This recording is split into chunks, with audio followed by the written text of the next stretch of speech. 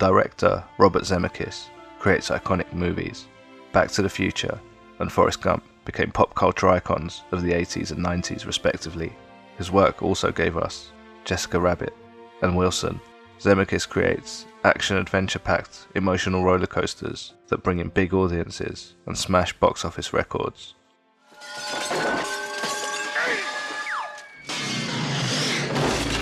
Racing into the 21st century, and while on a break from filming Castaway with Tom Hanks, Zemeckis directed the slick, big-budget thriller What Lies Beneath, and flexed his technical muscles to create this entertaining but divisive movie.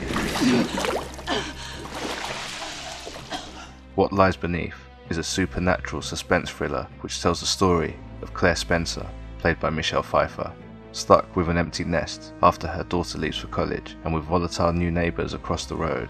Claire's mind starts to unravel as she begins to sense a mysterious supernatural presence in her picture-perfect Vermont home.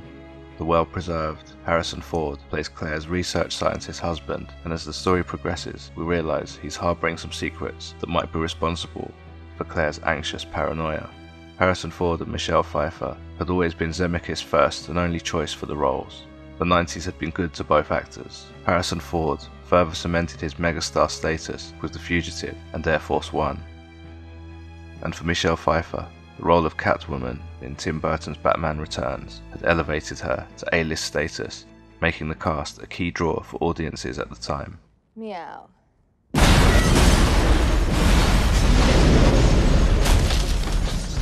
After countless summers in the 90s, where blockbusters consisted of disaster movies and alien invasions, there was still room in the summer schedules for a star-studded thriller that was destined to be a hit. Zemeckis always seems to have his finger on the pulse of what audiences like to see, but with What Lies Beneath, it seems like he took his influence from another crowd-pleasing master filmmaker, Alfred Hitchcock. Hitchcock is one of cinema's original and most influential auteurs. Working through the studio system, he created some of the most memorable and successful movies of all time. As well as being a master of staging and suspense, it could be argued that Hitchcock created the modern blockbuster with North by Northwest. Some say it was the template for the Bond movies. Hitchcock loved to play with his audience. He would ratchet up the tension and keep the audience on the edge of their seats, but he would also break down the barriers with the audience with his preoccupation with voyeurism and point of view shots, placing the audience right into the mindset of his characters.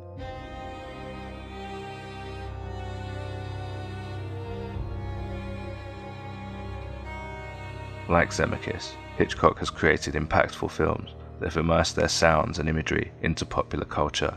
So many scenes from films such as North by Northwest, Vertigo, The Birds, and Psycho are cultural reference points that have already lasted over half a century and will likely live on for even longer.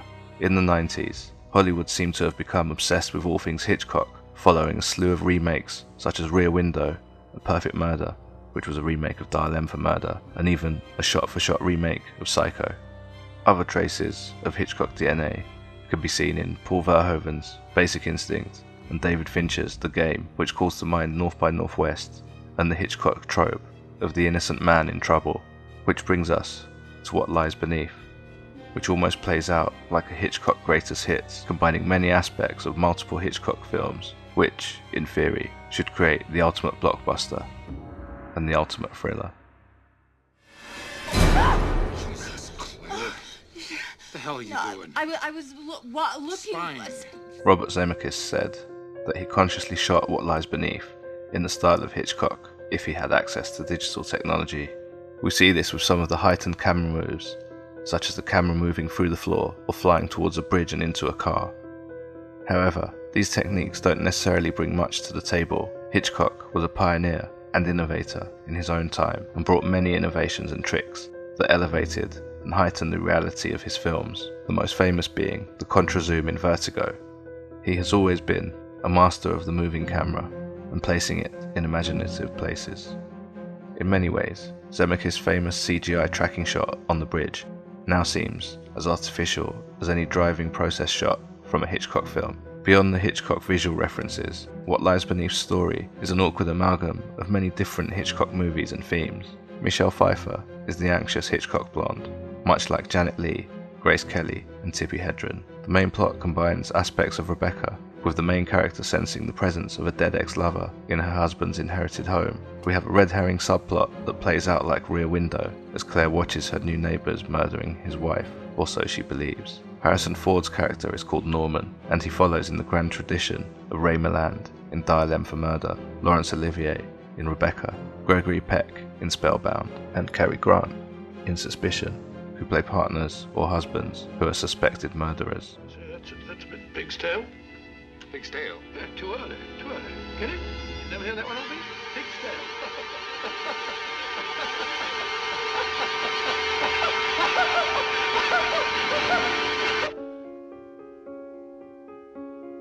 On top of that, Zemeckis packs the film with so many Hitchcock Easter eggs that it would even make Spielberg's Ready Player One blush. Here are just a few. Several visual references to Rear Window, such as Claire looking through binoculars as she watches the neighbours. The album she thumbs through is similar to the exposition at the beginning of Rear Window. In Dial M for Murder, a key is significant to the plot, just as it is in this movie. We have similarities to Rebecca with its steamy atmosphere and the significance of the waterside setting. And, finally, a whole bunch of nods to Psycho. Zemeckis really wears his references on his sleeve, and in many ways, it takes away from the interesting and original aspects of What Lies Beneath. The bathtub set piece is a standout moment that is completely of his own invention.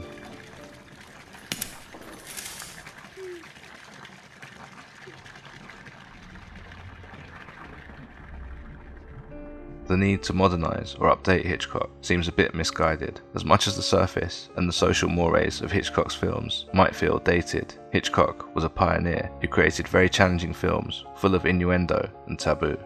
Are you making love to me? Well, in a moment. I'm just clearing the ground first. I'm trying to convince you that your lack of human and emotional experience is bad for you as a doctor.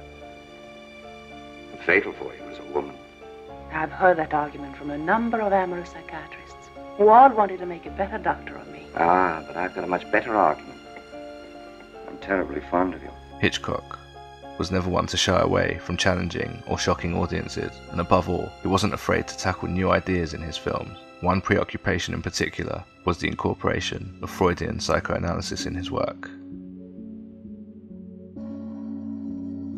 All these secrets are buried in your brain, but you don't want to look at them.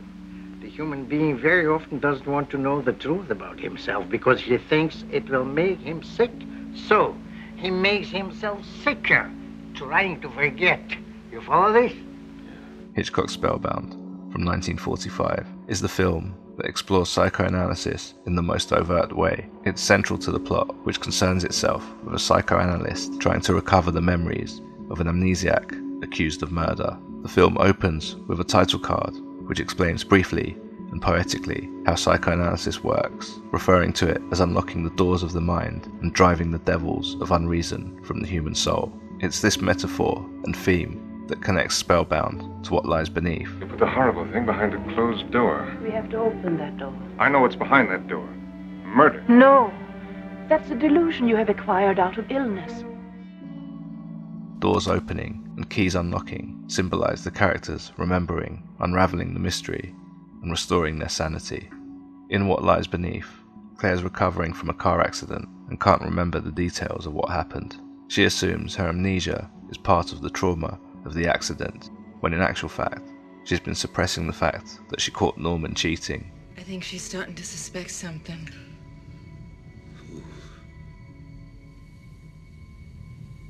Your wife. Stop it! The Freudian concept of the return of the repressed states that any trauma can only be held back for so long and will manifest itself in dreams, memories, and subconscious behaviors, and eventually boil to the surface. Spellbound is famous for its dream sequence by Salvador Dali that brings Gregory Peck's Valentine closer to his memories until he reconciles a traumatic memory from his past. In particular, in Spellbound, lines against White trigger Valentine to confront his trauma. For Claire, the ghost in the house is the trigger that guides her back to her memories and back to the truth as she slowly begins to remember. That girl must be brought up.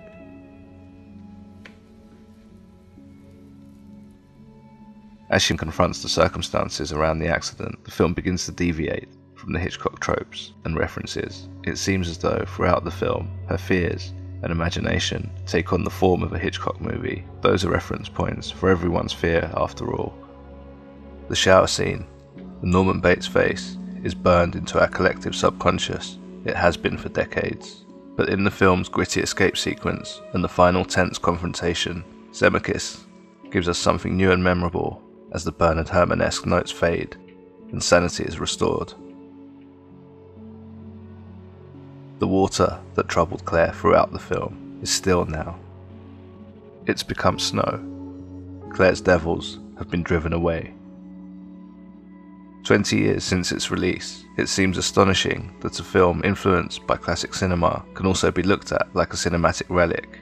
It seems bizarre that a film with such modest story and scope, centered around two people, predominantly in one house, could cost the reported $100 million that What Lies Beneath did. It just wouldn't happen now, even with the biggest stars. This would be the last big film for both actors. Harrison Ford would have to go back to Indiana Jones, Blade Runner and Star Wars to be near budgets this big again. It seems that blockbusters and tentpole movies could come in various shapes and sizes at the end of the 90s. From 2001 onwards, something changed. The definition of a blockbuster became more narrow. So that's my take on What Lies Beneath. Please let me know what you think in the comments below, and please check the links in the description to continue the conversation on Discord. Please show your support by subscribing and sharing this video. I'd really appreciate it. See you next time.